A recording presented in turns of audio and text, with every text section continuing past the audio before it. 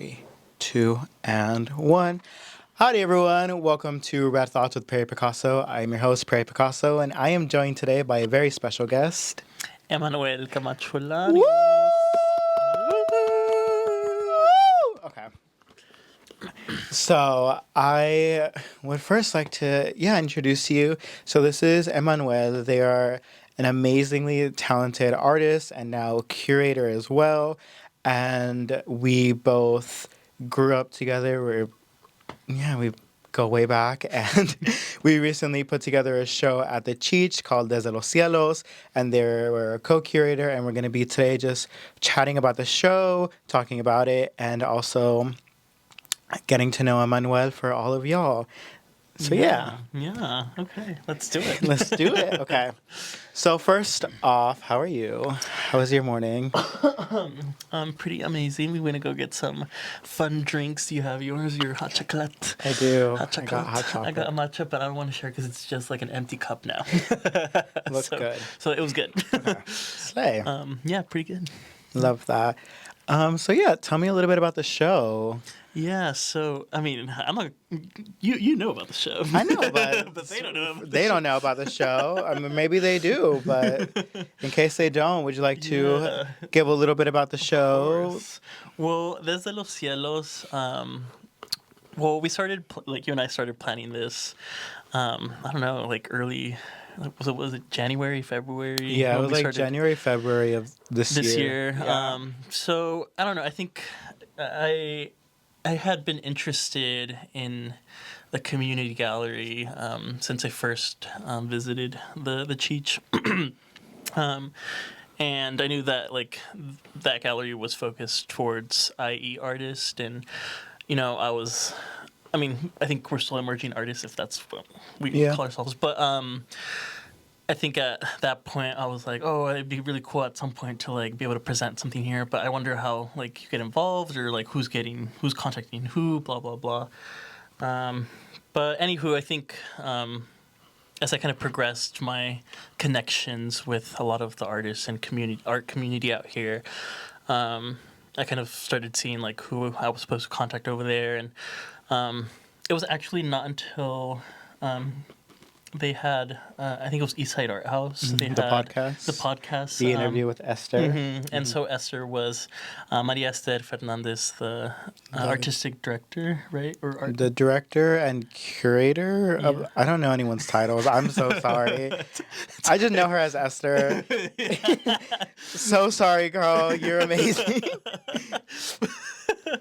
But anywho, she was there, and she was kind of talking about her role and a lot of what happens at the Cheech, and also one of the main topics was the community gallery.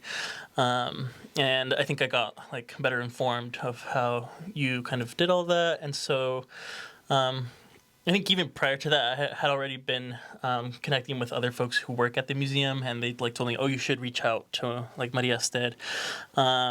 And so I emailed her, and we waited a little bit, but I think they got back to us, and she was like, "Oh yeah, let's start setting up what a possible idea for curation would be," and that's where I got Perry involved, just because I know Perry already had connections with folks there, and I don't know. I think we can definitely delve into really delve into the topics that are discussed in this show, but.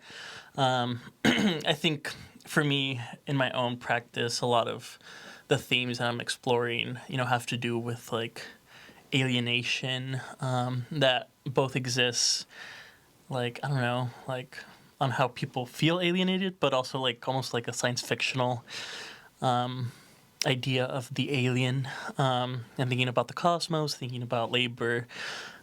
Within immigrant communities, etc. Yeah.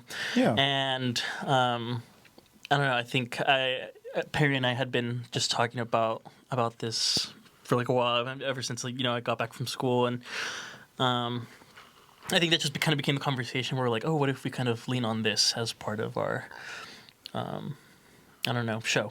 Our theme, yeah. Our theme. And I don't know if you want to explain more too, because you're Yeah. I guess yeah. For the show itself was called Desde Los Cielos because Emmanuel and I had been talking. I think a little bit before, since probably this time last year. Mm-hmm. Honestly, I Mm-hmm. think because this time last year was when we took the photos. Mm-hmm. We took some photos out in the riverbed of Emmanuel, and he was doing sort of like a performance with like a mask, and I was just sort of documenting and sort of Mm-hmm. taking pictures as well. And then during this time, we were having a lot of discussions about alien and alienation and sort of like the cosmos. And at the time, I remember sort of talking about, I was like, oh yeah, like the cosmos and the stars is something that like our ancestors looked at all the time Mm-hmm. to like look for guidance and sort Mm-hmm. of timing and everything like that. And then somewhere along the lines, I was also talking about like, oh, I would love to one day make a painting dedicated to my abuelo and how he Mm-hmm. died believing the aliens built the pyramids. And we started talking about sort of like that whole thing of just sort of like being told that anytime a person of color creates something, an alien did it, and sort of Yeah. like taking Yeah. away from that. Yeah. And it was just sort of like delve deeper into like also more of like the sci-fi alien and where that Mm-hmm. comes in and sort of the intersection Mm-hmm. of Chicano and sort of I think that's where a lot of the conversation was sort of being formed. And then from there, when we met in with Esther in like February, Mm-hmm. Mm-hmm. March ish to discuss the show, um, we came. Or I think you came up with the title Desde Mm-hmm. Los Cielos. So Mm-hmm. yeah, I guess we can start there. Like, how did the title come about? Yeah. Actually, I think when I think about like sci-fi within the Chicanx art movement, I first of all think about La Virgen de Guadalupe, and I Yeah. think some artists have already played around with this idea, who are sort of, I don't know, just thinking about like sci-fi, like the sci-fi lens within Chicano art or Chicano art. So, I was thinking about La Virgen de Guadalupe, and I think for my own sort of, once again, like practice and what I've been playing with, when I think of like La Virgen de Guadalupe, I think about her manta or manto, I don't know what the proper, Her robe. yeah, her robe. It has like all the stars and these constellations, and she's definitely like kind of viewed as this like heavenly figure that's coming from the heavens, and she's also standing on the moon while the cherub like is below her. Um, For the longest time, I thought that was baby Jesus.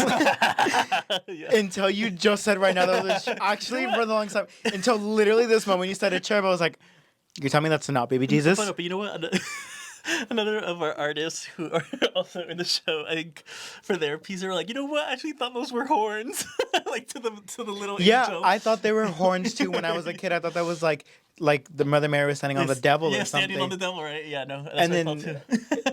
I knew that it was a moon years later, but like I really thought that was Yeah, baby Jesus. right. Learn something But new every day.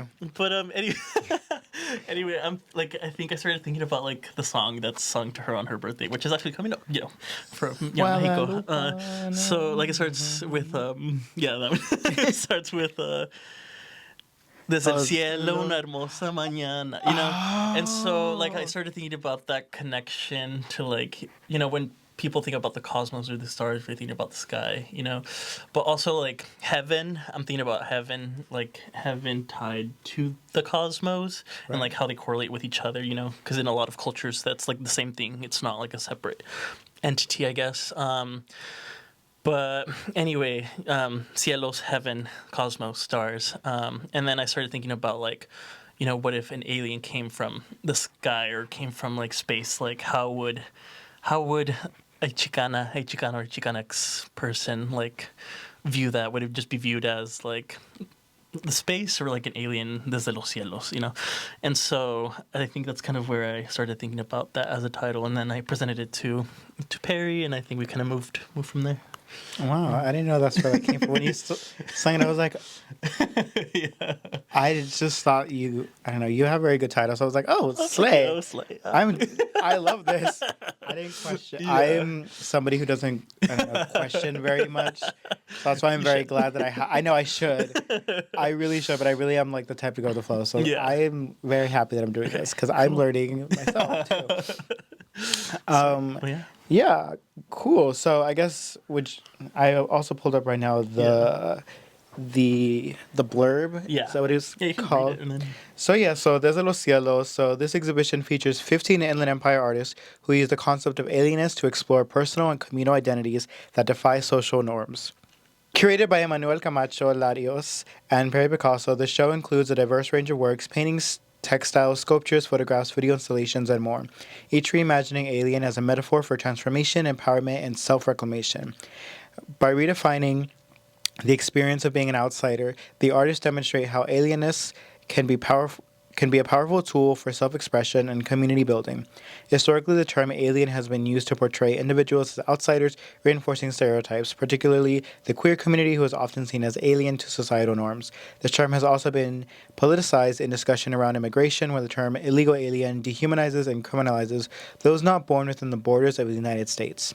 Featured artists include Emanuel Camacho Larios, Gabriela Diaz, Cesar Garcia, Stephanie Godoy, Mariah Green, Faustino Larios, Yulisa Mendoza, Jose Munoz, Perry Picasso, Veronica Preciado, Rosa, Camacho Santa Ana, Alexa Vasquez, Jesse Welch, and Myra Zambrano. Yeah. So yeah, that's the show itself. So I guess we can sort of work our way down. So yeah, the term alienness, when we were sort of discussing it, there was, I guess, many different ways in which the artist sort of went about it. I guess we should first maybe talk about the artist. I Yeah. think that could be a great start, actually. Yeah. So what I wanted to ask you was, why were the artists that you selected? Yeah. Sort of like, how did we come about it? Yeah. Why were they, why were they Yeah. chosen? Well, I thinking about it like now, I don't know if it was like the same process in the beginning, but I think there was like different reasons, I guess, depending on who like we thought, because then you would bring up like, oh wait, this person's also doing this, and I was like, oh wait, this person's doing this. So it kind of just depended on like what we felt would tie, I guess, to the themes, and also, I think our description that's used in the curatorial statement also evolved multiple times. Yes. It was very, it was still like tied to these themes, but I think it felt a lot more narrow in the beginning. That maybe like some of the artists also felt like, oh, I don't know if like my work actually represents this, or but that's where it expanded to like what it means to feel alienated in these communities, But anywho, I guess like how do we find our artists? I think in the beginning I was like really interested in. Well, I think Perry and I were both really interested in finding artists that, like played with different mediums. Like it's great and it's beautiful to have like representation through like paintings and 2D art and drawings and I don't know, but I guess like a lot of the museum already presents a lot of work like that, and I don't know. I think we also know that there's like several artists out here who don't just dedicate their work to that sort of practice, and we wanted to really make a show that felt exciting with new ways of making art, I guess, and so. That's kind of where I started like delving into like, oh, I know these artists are doing this or this or this, and I think I also was interested in finding artists who were like, in the beginning, I think it felt like the show was definitely more tied to like a sci-fi theme rather than like where it is now. So I kind of in the beginning found artists who like were making like objects that felt like otherworldly or were painting or drawing or like the way that their craft kind of evolved, like seemed like it wasn't like from this world. Like I think that's sort of where it stemmed from. So it wasn't really necessarily about like, oh, the artists are also talking about like what it means to be an alien, or like their artwork like is exactly tied to what we're thinking about. Just because like I don't think anyone's work really is that homogenized. I don't know.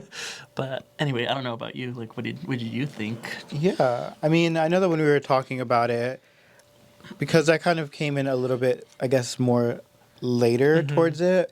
I was thinking more at that time about sort of the theme of, because at that time you're right, the statement did go through a couple of different rounds and revisions, and because I remember at the beginning, I started off talking about La Virgen and about the heavens and the heavenly bodies and sort of just sort of like of that nature. And when we were discussing that, I was like, oh, I know some artists who do talk about themes of the stars Yeah. and Yeah. of specifically like astrology and sort of like looking to the heavens and looking to the stars. So that's where I sort of was coming in from. But yeah, I really love that a lot of the artists did have very diverse works. I love that they all sort of explored very different mediums, very sort of sometimes even like unconventional means of presenting work. And I think that everyone there is also just from very different backgrounds, very different areas, and they're also all local, which I mean, they had to be for the show, but I also really do in general just like that they were local and sort of giving a lot of these artists some, I think for a lot of them, this might have been their first also time exhibiting work in a museum or just sort of in general. Right. Like, I remember, I think Faustino was like, oh, like, thank you so much. Like, I didn't consider myself an artist. And I got so mad. I was like, don't you dare let anyone tell you you're not an artist. Like, what the I was so upset when you told me that. I was like, you're literally here. Look at your work. Like, don't, if anyone ever questions you, point them to the show. Point them to me. So I really loved that we were sort of also sharing that, because that was my first time being in the museum and sort of having something like that. So it was a very special moment to have that with a lot of these artists, to have that shared sort of collective experience together. Yeah. And I think a lot of the artists, even though they might have not spoken about alien in the sense that we were, I think they were still sort of like some things that they were discussing in terms of like their Chicano identity or sort of like exploring that and sort of like, I think, their Chicano identity and sort of in a different way that maybe hadn't been presented before. And I think that in a way they were also like exploring how they've been alienated, you know, because I think that is something also, another thing that I found very interesting with a lot of the artists is that because you were saying they make work a little bit more unconventional or doing things like that, by nature they were kind of already a little bit alienated. Yeah. Oh, totally. Absolutely. Yeah. Like it wasn't even necessarily tied to just like identity that was being explored through their pieces, but like, the way that they make work is also like, you know, not, or maybe not like the most archivable or the most, you know, but I think that work needs to be presented, especially, you know, it's kind of sidetracking from what we're talking about, but I guess like in our community, because I think, you know, a lot of the ways we like move around the world, or like, I don't know, I'm just thinking about like, I don't know, kind of like the stereotype, you know, that kind of fits with like a lot of Hispanic, Mexican, however, Latino people choose to identify. Like it's like they're poor, they're cheap, they're like they, you know, and I don't know. I think there's like a lot of pride. I mean, I hope there's a lot of pride within our communities with what we make and how we choose to make things, especially for like festivities and stuff like that. And I think that needs to be presented in like a, you know, this institutional space. And whether or not the Cheech, you know, is an institution, they are part of museums that are institutions, you know, and and I don't know. It needs to be presented. You know, so I'm excited. I'm glad that folks who maybe do feel like that sort of alienation within their own practice as artists, like we're able to present work that maybe isn't often represented. Yeah, for sure. So another question I have is like, what was the intention behind the show, or like the meaning? I'm gonna think about this one. Okay, we can come back to that question. Yeah. Let's. 'Cause then that one's a little bit of like a you know, sort of like, I guess another sort of question that's kind of similar to it is, what do you think this represents for the scene of Riverside and sort of the Inland Empire in general? That's really hard too. Okay. No. But let me sit with it a little bit. Okay. I guess we can sort of dive deeper into the theme of the show of alienness, because we were discussing sort of how Alien can sort of be the sci-fi, sort of that more sci-fi element, but it can also be alienness of the queerness and sort of like alienation and being separated. And then the other term was the alienation of the immigration and sort of the dehumanization.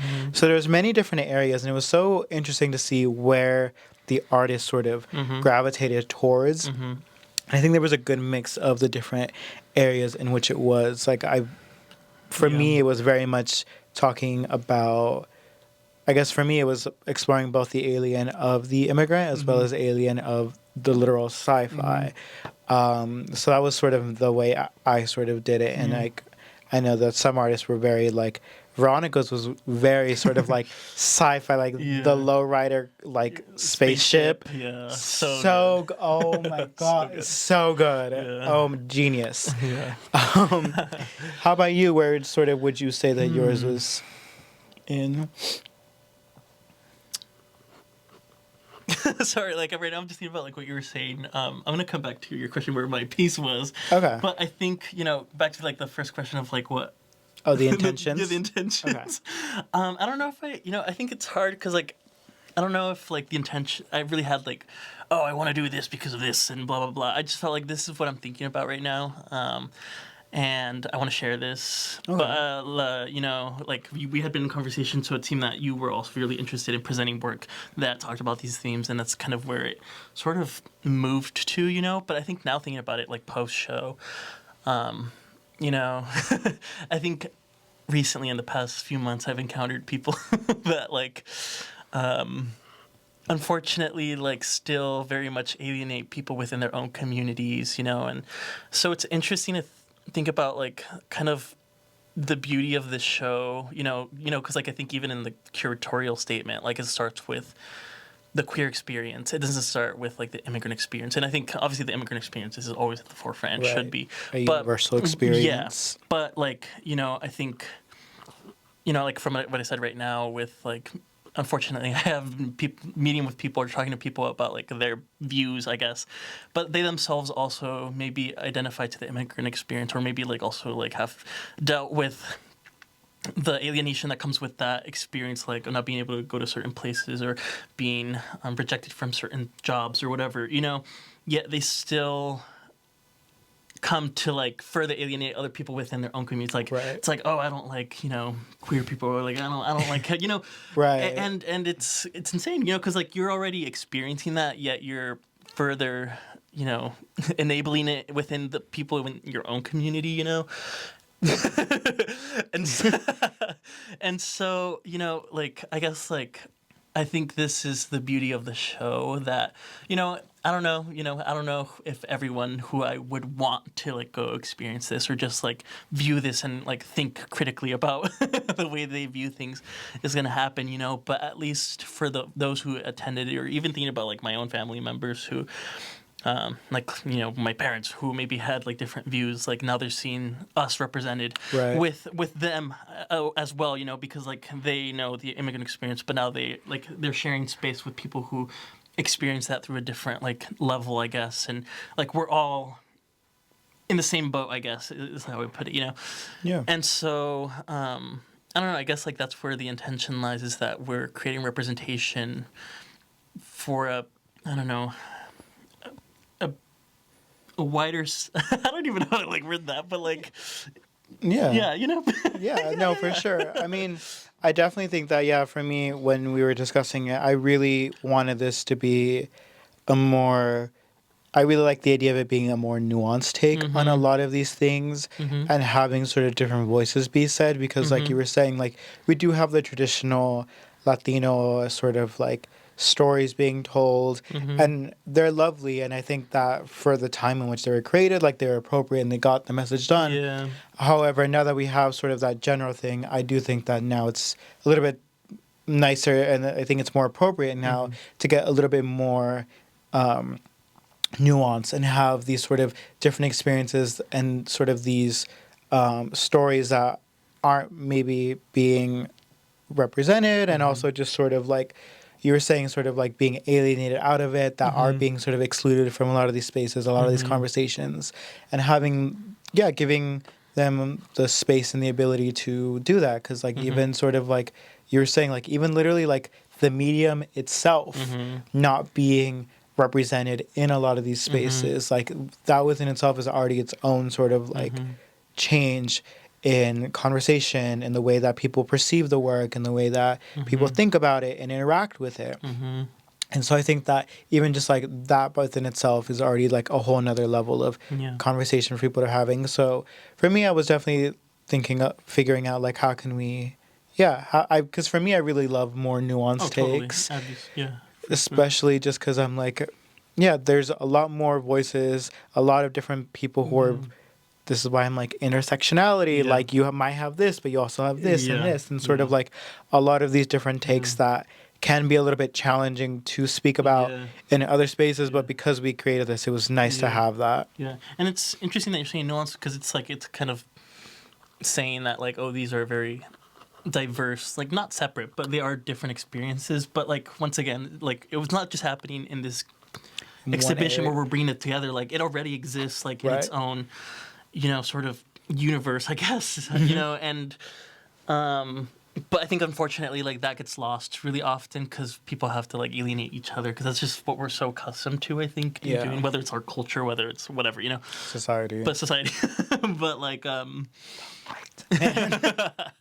I mean for real, colonialism, capitalism, it's all there. But I guess like. I think there needs to be more representation of the shared experience that does exist within that intersection, like you said. Yeah, for sure. Yeah. We can go back to the other. What was it like? How did my piece? The other, this other question was like, what do you think this represents for the scene in Riverside and the Inland Empire in general, and like our surrounding community? Yeah. Well, it's also, it's interesting that you asked that because I think like I've been asked that by other folks, whether they're like artists or not. And it's kind of difficult for me, not even as an artist, but just like my own personhood and where I am in my life and my age. Just because, I feel like fairly young, I guess. But I think most of what I've experienced like has been through school or like, doing my K to 12 and then like going to college, but also I didn't do my schooling like out in the IE.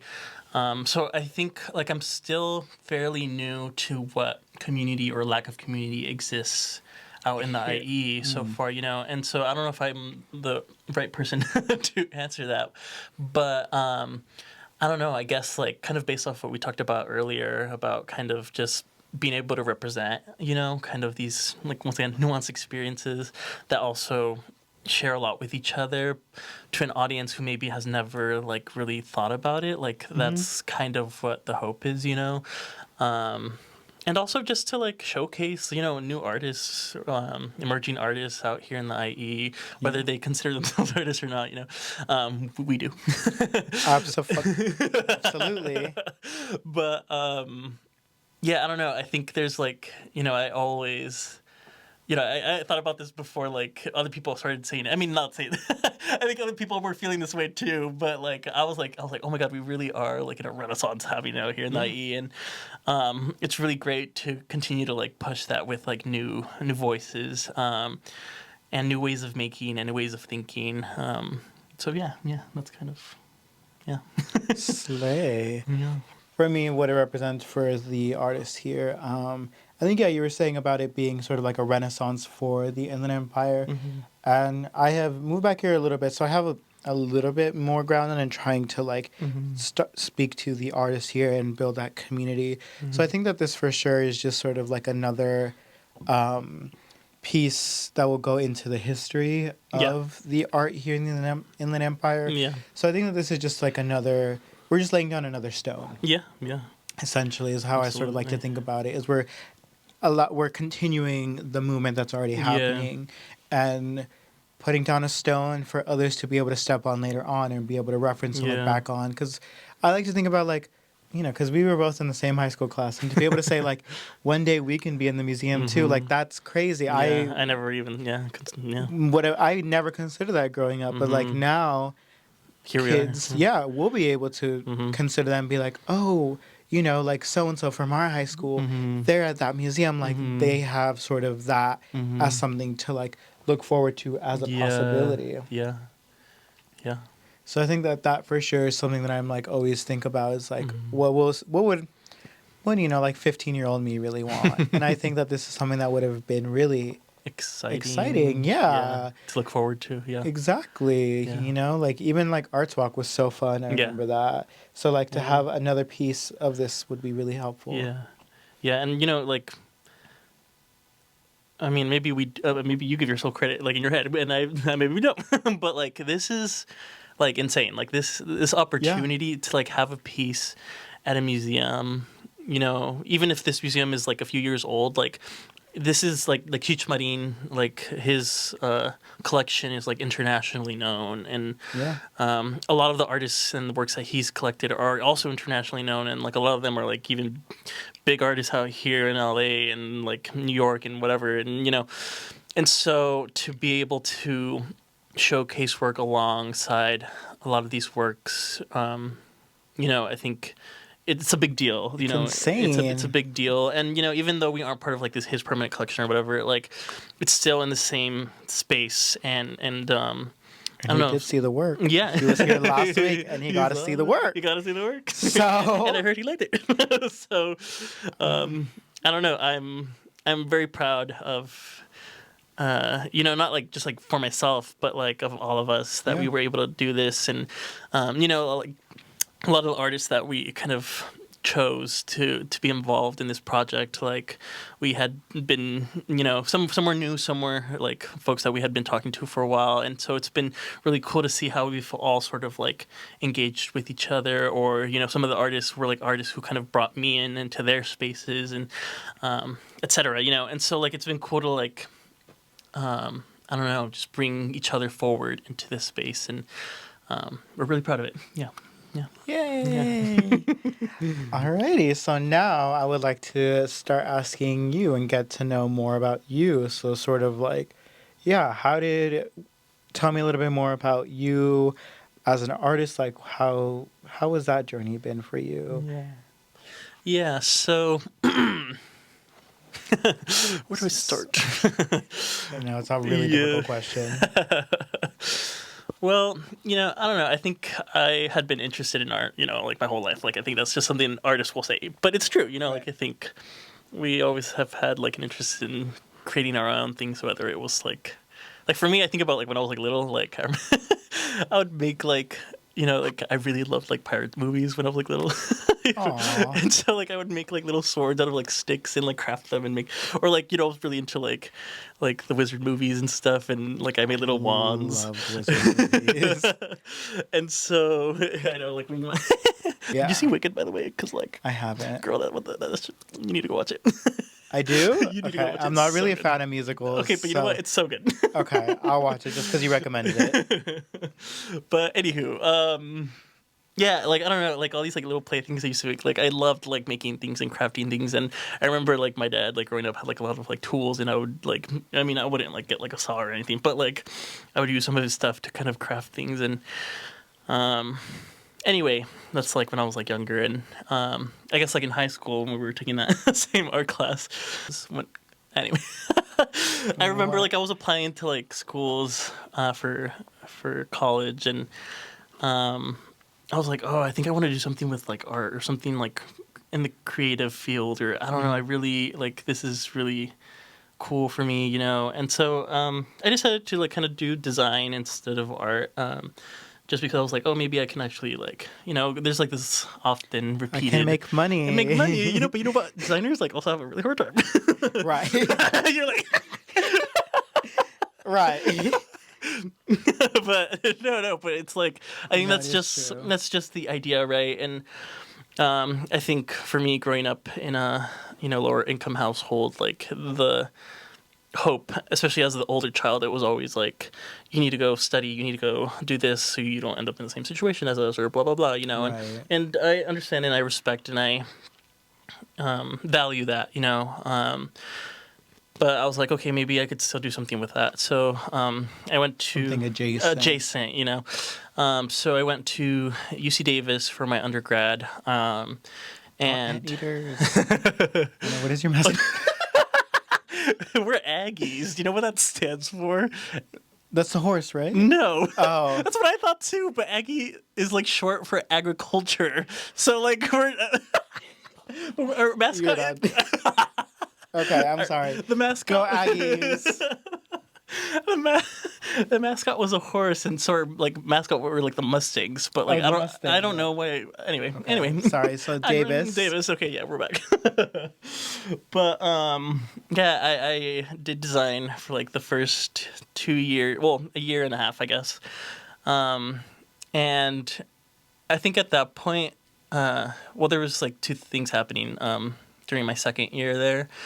I was still taking like my GE classes, so I was like, oh, I kind of want to like just randomly take like a Chicano study class because they offer them here.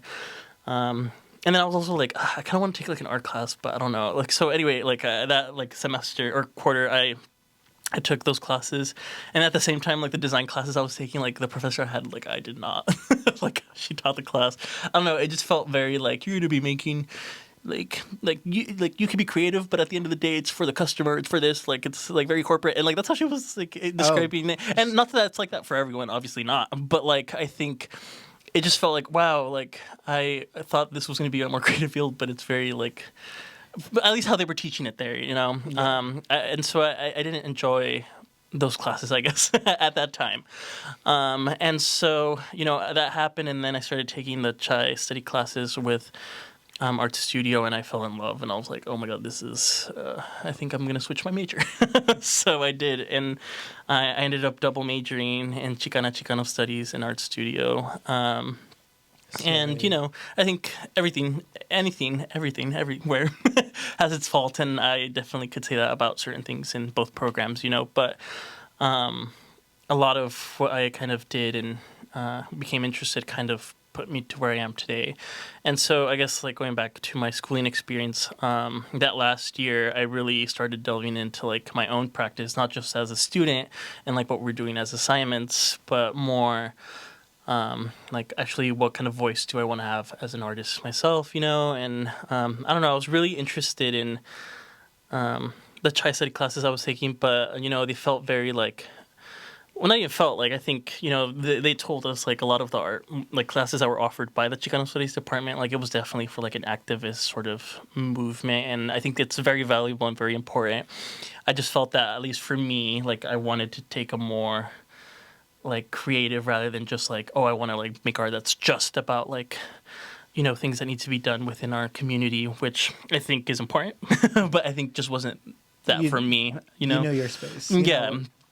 but I wanted to do something that kind of collided both of these ideas, you know, that still allowed me for my creative kind of freedom while still speaking about things that felt very real and important to me, you know, in my upbringing.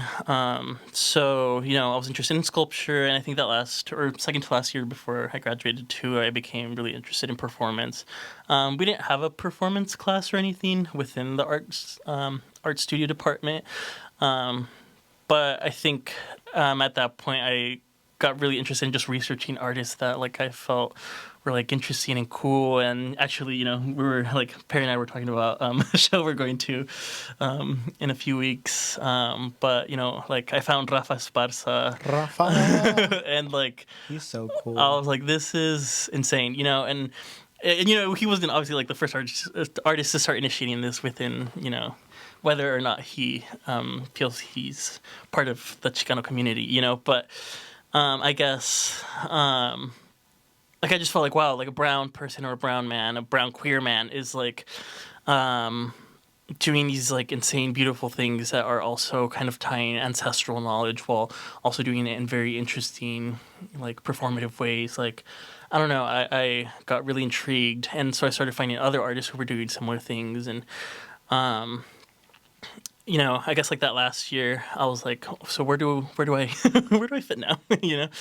And so also that last year, in my advanced sculpture class, like one of our main things that we were doing out throughout the entire year for that course was like working with a material, like a single, not a single, we could like add or subtract materials, but like we had to choose a material that we would really like explore and delve into. And so I got really interested actually with the shipping palette because I was thinking a lot about labor within the IE just because like, you know, I came home often during the breaks and stuff and, I think it was always really nice, but it was also really hard to like be here during that time because like my parents would come home from work and like you could see it in their like bodies the way that they came in was like exhausted and just working these laborious jobs and like my mom still works in like the warehouse, like a warehouse out here, and that's like a big thing out here in the IE, like a big Yeah. sort of job that's offered, but it's also at the expense of communities out here. So, anyway, I was thinking about a lot about that, and I was also struggling financially that last year, and so like I guess just like financial stuff was kind of dictating how I thought about my practice, and so I thought about the shipping palette and kind of thinking about like the warehouse culture out here, but also like my dad also will go out to like different businesses or whatever shipping pallet is being like thrown out, he'll take and then resell it to like a different, this is like a thing that happens. And Yeah. I don't know, that just became really important. So I started like taking apart these shipping pallets and playing with them in different ways that felt like interesting sculpturally. But I was also thinking about like weight as a theme. In like several ways, but also definitely through like the physical body, like what it felt to like feel weighed down by certain like laborious jobs that a lot of immigrants and immigrant communities have to go through. But also like the weight of, I don't know, just like a lot of crap that we have to like kind of be under, and not just financially, but also culturally and also culturally for queer communities, because I think at that point I was already very much like queer identifying, and so it was the shipping palette. But then at that point too, I also started playing with the corn husk because they wanted to get like an excess of materials. So it was like November and like it's the time for The tamales, and tamales. at the stores, and I was like, I'm gonna buy a bunch of these. So I did. And I was like, wow, this is really like cool. And at first I started just like gluing them and finding ways to like play around with them, and that was like cool. But I think through the classes, like it definitely like they were like, what's another way that you can like attach these or bring these together? And I was like, oh, maybe I can like sew them. But and my mom had a sewing machine at home, and it's interesting because I think at that point, I was thinking about labor, but I think my definition of labor within our community started expanding a lot more. And I started thinking about my grandparents and like back in Mexico, like my mom's parents, back in their little like ranchito in the hill, they had like this like whole land where they would like cultivate, corn and calabazas and a bunch of different like little crops and stuff. And oh my God, excuse me, I think the tea's like The tea is coming up. attacking me right now.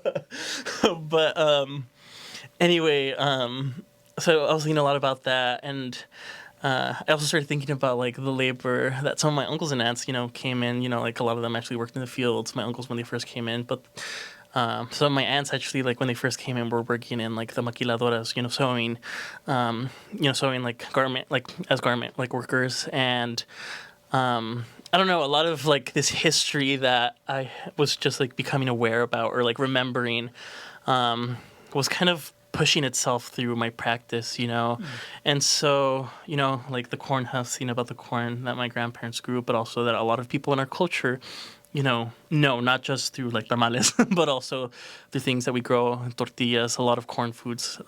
Corn is very important to the Americas because, it began here. And a lot of indigenous cultures also often regard corn as a gift from the heavens, which actually ties to our show. But, I was thinking about that, and then, sewing just became really interesting to me, and working with a sewing machine. And that's kind of where all of that initiated, And I was like also dyeing the corn with like fabric dye and finding ways to like make it more like interesting and beautiful. And I was thinking about like also like the crafts, that people sell like at like markets or just like out in the streets. Sometimes they're made with like corn, like the corn dolls, the corn husk dolls. And so there's already a history of like working with this material through craft, but I don't know, I just wanted to like play around and push that. And I guess like, I mean, I can definitely go in and explain.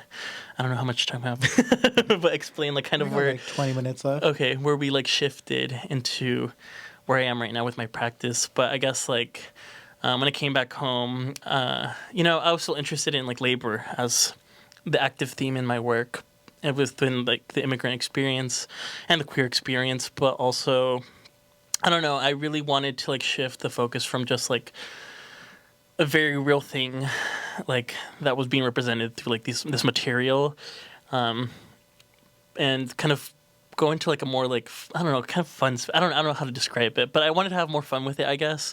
So that's kind of where the science fiction kind of came in, and I was also really interested in just like science fiction movies at that time. So I was like, okay, so thinking about my experience as an immigrant, also because I haven't really stated that in the video, but my mom and I came when I was like really little, and even though I haven't had to necessarily deal with the repercussions of being undocumented as of now, I think it's still very close to home. Like a lot of people in my family or friends, and we know a lot of people who still deal with that, and so I was thinking about that a lot, and kind of, historically, like immigrants, especially demonized immigrants, which unfortunately is becoming really, really real right now for this upcoming presidential experience that we're going to go through. I don't know, like the illegal alien term came into my mind, and I don't know. I really wanted to play with that, through the science fiction realm, like not just like illegal alien or alien as described through the political realm, but also through science fiction. Like what are creatures, like what are, we describe aliens as like creatures that are coming from another world, like usually as invaders, usually as like all these things that are bizarre, like why do we want them here? Or there's also kind of this exotification of them too, like these are so strange and weird, but I also like them, and Mm-hmm. and that's a very similar experience to a lot of immigrant experiences, not just from Mexico, but like anywhere in the world for those who come to the United States. Like it's both an incriminating experience, but it's also like an exotification experience and exploitative experience. And so I wanted to play with that. And so a lot of what I've been playing with my own work, outside of the sculptural stuff that I'm playing with, I'm still working with the corn husks, but now like I'm using those corn husks not just as a sculptural object, but now as a tool to make garments or regalia that actually transform me into this alien, which I titled the Anonymix. I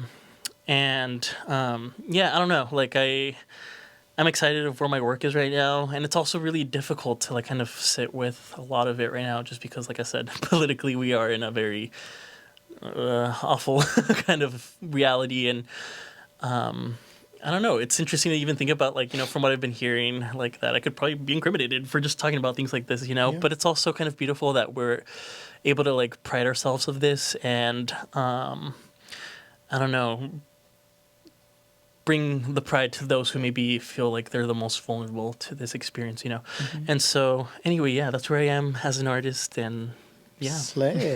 Thank you for my journey. Oh, yeah, of course. Yeah.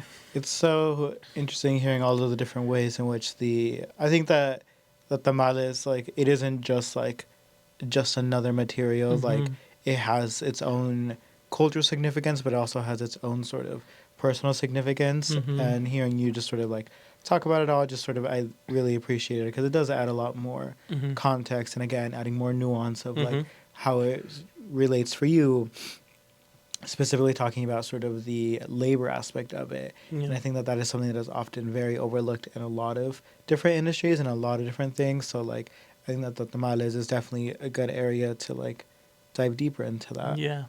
Thank you. Well, thank you. Yeah, of course. And then also just thinking about like the tamales, but also the sewing and sort of like, Mm-hmm. I know the sewing, the garment, industry is its own like Mm-hmm. beast within itself. Mm-hmm. And that I know that a lot of folks from our community are seamstresses, are in that Mm-hmm. field, and are exploited, and Mm-hmm. are sort of not being recognized, and Mm-hmm. sort of like, so I think that within itself ties very neatly together. Yeah. As well as, yeah. Thank you. Yeah, no, absolutely. I mean, very real experiences for us. So, Exactly. I it's a lot that we can like dive into. Yeah, Yeah. so I'm curious for this one, Yeah. the Tapiz Celestial. Yeah. How did that piece specifically come into contact? I know that it was Yeah. a communal Mm-hmm. work. So I'm curious, sort of like, was it always intended to be communal? Like, Yeah. how did that come about to sort of open up? Because I know that this is a very, Mm-hmm. you know, I guess I would imagine it's a very intimate process of you working with Yeah. that and to suddenly open it up to folks to come Yeah. in and do that. Like, that can be a little bit intimidating. And like, Yeah. how is that process? Was that always something that you Yeah. wanted? Like, yeah, if you could talk more about it in general. Right. So Tapi Celestial is the piece that I have showcased at the museum. Um, so it's kind of a triptych piece, but it's made of the like kind of these panels, like wood panels that are showcasing the. I also call them panels, but panels of like stitched and sewn corn husks that are actually made through a community event that I hosted that I'm still kind of developing, where I invited folks from the IE, more specifically out in San Bernardino, because I was an artist in residence at Estudio Aire, which is hosted by Arts Connection out in San Bernardino. And Arts Connection is housed within the Garcia Center for the Arts. Beautiful space, important space out here, valuable space out here. Yeah. But anywho, yeah, so that was done earlier this year. And I guess, how did I kind of come up with? Yeah, I think it was always sort of intended for it to be a communal piece. Okay. So, kind of tying it back to what I was talking about earlier within my education, Chicano studies, like a lot of the things we learned about were definitely tied to like community practice and, how are we not just like learning about our histories, but how are we going to put it into practice, like actually help our communities, and so for me, it's not necessarily like, being an activist who's like out protesting or like educating people in a more like direct way, but rather like I know that I'm really interested in my art practice. How can I push, or not even push, but just like educate people through that sense, or bring community together through that sense, And from the very beginning, I think when I first started working with the hojas de maíz, like thinking about tamales, like it's a very communal process as well. Like you're like chismeando with your family, like, oh, did you hear that she did this? Escuchaste que Julanito cuando yeah. Yeah, exactly. So I think it's interesting because like you were like, oh, like you were in this vulnerable space where you're doing this by yourself, and how did you feel bringing people in? Actually, I felt the opposite. I felt like this was always kind of lacking. Like I felt like when I first started working on this stuff, I think as an artist, we love our like self time. I mean, maybe not all artists, but a lot of us feel that way, and I do feel that way, But I think working with this material like always felt kind of weird by myself. Like I felt like I always had to be like, because I was out at school by myself, but I would always call my mom or like my aunts, and I'd be like what's going on? Like I'm working on this, like she's like cooking or somebody's cooking or whatever, And so like it always felt like it needed that, And so I think I've been trying to find ways to involve community, whether it was family or friends or whatever, to participate in this activity. And so I think when I actually found Estudio Aire, like that's actually what I applied through, because I think Estudio Aire also, it's not like a need for them to like for the artists to do this, but I think they do kind of prioritize community engagement in any sort of way, whether it's just like presenting work to the community or like actually involving the community in some sort of way. So that's kind of how that came about, and it was a perfect space to do that.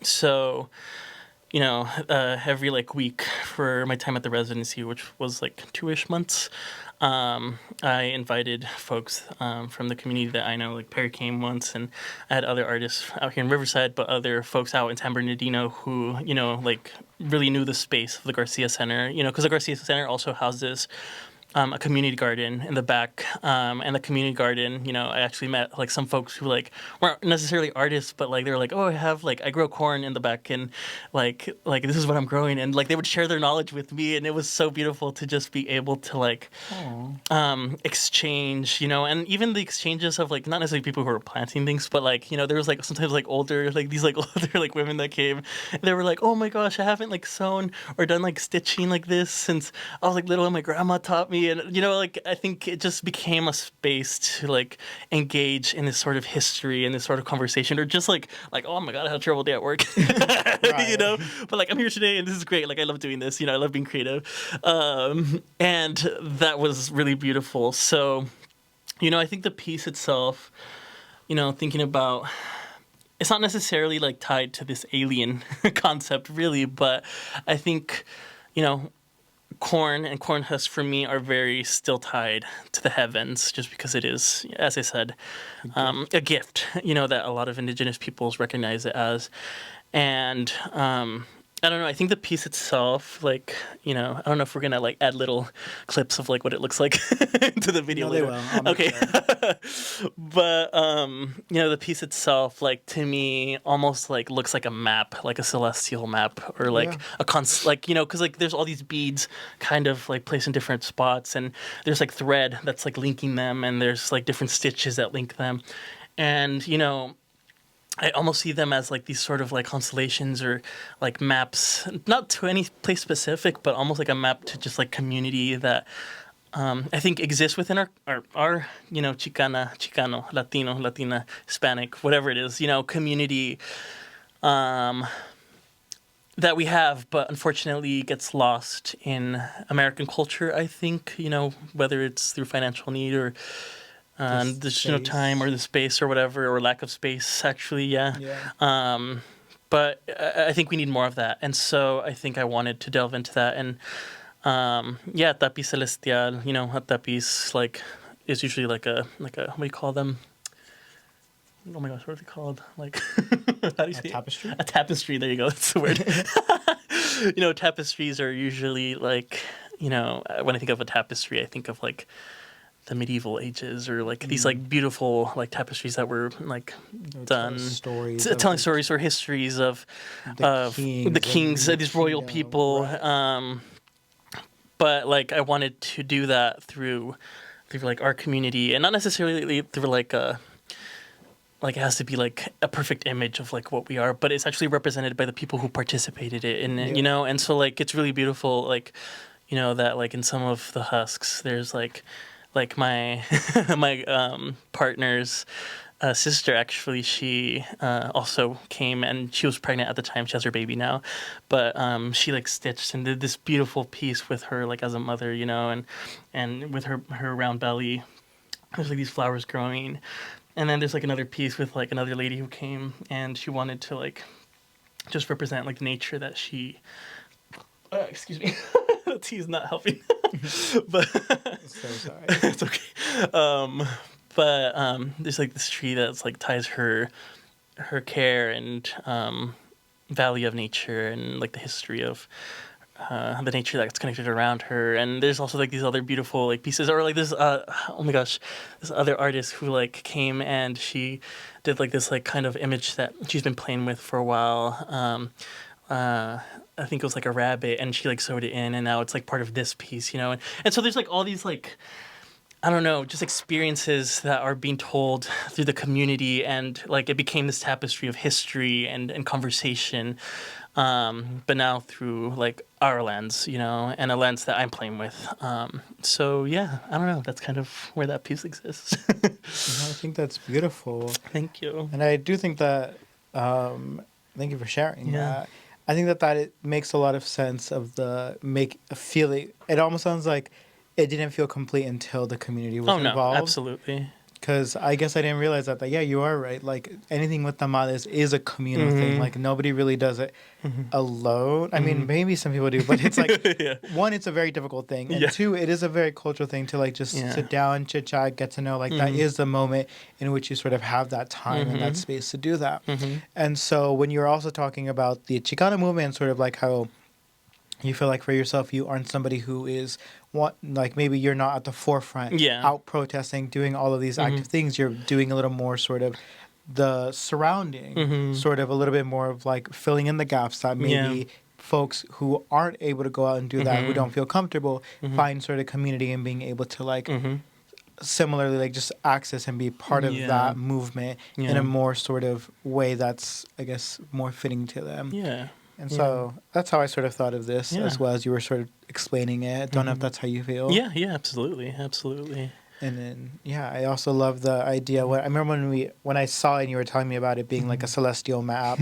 I love that because I sort of often like to think of like that's kind of just what happened. People were just looking at the stars and were like, that's a scorpion. Do you see those right there? Right, and over there, that's a lion. Like, it's just as arbitrary. And we're being like, it really kind of. I mean, I guess it's not arbitrary. Like, I understand the fact that like these are the brightest stars that you can see in the naked eye. Like, there has that significance, but sort of just like the idea of it sort of being something that it is what you make of it. Yeah, yeah. I mean, language is always being produced, and Exactly. so yeah, I don't know. I really wanted to like finally bring community into this experience, and I'm still, I haven't worked on anything like specifically like recently, but I think that's something that I want to continue pushing. And this piece, it's finished for like what's presented, but I think the concept or the piece celestial itself isn't finished. Like I'm still planning to host more workshops or host more spaces where I can build more things and actually even like build them into more like 3D sort of sculptural entities, because I think like it was really beautiful to kind of do this because I think, for a lot of artists, I think we kind of go through these in our creative paths. We're going through experimentation often, and so this was definitely an experimentation of how I would present this. But, I think for me and what I'm interested in, like I want to push more of that sculptural element. So I think that's definitely going to be somewhere I kind of push into in the future with this project. Right. Yeah. I love that. Pushing it further, having more community in there. I think that's very important to have spaces like that, to have time. And yeah, I'm also thinking like as you're saying this again of the community, is I'm thinking a lot about people who don't consider themselves artists and sort of being able to be like, you contributed to this, exactly. Oh, absolutely. That was I think it was always cool when like folks came into the workshops because like, I was like, okay, I'm going to give you like the tools you're going to work with. Here's like your materials, blah, blah, blah. And then like in the middle of the workshop with whoever was already sitting down, it'd be like, okay, I have some news, like because I would ask for folks' email and their names. And I was like, so I just want to let you guys know that the reason, I'm asking for your emails and names is that eventually like I'm actually we're already planning, like me and a friend are planning a show for the Cheech, and then people would be like, "What? I'm gonna be at the museum." Exactly. And I think It's so beautiful. Like Yeah. it's so necessary to be represented, and I think it's beautiful to like be represented through like for us as artists, and it's like whether it's like family, like oh my god, my kid or my brother or my whatever, is or sister or whatever is up there, and that's like representation. But there's also the representation of like that's a brown person or that's a queer person that's up there, and like I can identify with elderly that. folks Or elderly folks, But there's also now there's also like, wait, I'm actually up there. That's my name on that plaque. Yeah. And so I don't know. I really wanted to showcase something like that because I actually like had seen like other pieces in other museums with like bigger artists who had been doing that, and I was like, wait, that would be so cool to like initiate a project like that. So anywho, yeah. Yeah, no, I really, really love that part of it for sure. Because it sort of, lets people in who might not consider themselves, highlights also more artisanal things that people often sort of look down upon and like, that's not art, that's craft, or that's XYZ, and sort of like bringing it to the forefront, being like, no, this is just as important Exactly. Right. as these. You guys don't exclude us from these conversations or these spaces. Yeah, exactly. But yeah. I love that. I guess, I don't know, is there anything that you would like to do moving forward? With this piece or just in general? Just in this piece in general? Where is your heart leading you? Yeah, so, I mean, I already kind of shared what I want to do with this piece, but, I think right now, I'm still, playing with like stitching the husks together, and I've actually have been playing with like different forms and kind of tying it to the alien idea and the anomics idea that I've been playing with. I've actually like created these cocoons that kind of represent like ships that came from space, where these sort of entities came from, and so I'm kind of developing a mythology, I guess, that like expands on the like fictional history of these creatures, and it's been really really fun to do that, because like I don't know if I necessarily ever like would say that I was like interested in writing stories or being like a author or whatever, but like it's been fun to develop that through like a visual physical representation, and so that's kind of what I'm doing. And I've already built like these like structures in different like sizes and stuff, but I want to rebuild them because I want to have like 3 big sculptures. And for this piece that I have at the Cheech, I actually got finished with another artist who's represented at the show, Faustino Larios. But Faustino's my cousin, and he has like a workshop space at his home. So we've been helping each other through that, but hopefully, like, he'll let me get a little bit more help in trying to build like these like structures that I'm trying to build with like a metal framework, and we're gonna weld everything. And I'm also with the alien creatures that I've been playing with, they're actively going through these like evolutions that are tied to the immigrant experience, whether it's arriving to a new space, to a new world, or going through the corruption that exists around you and kind of being corrupted by that, or having to adapt to different assimilate ways of being, and they're being done through these like kind of interesting different ways, but in each iteration of this creature, I'm constantly evolving it, and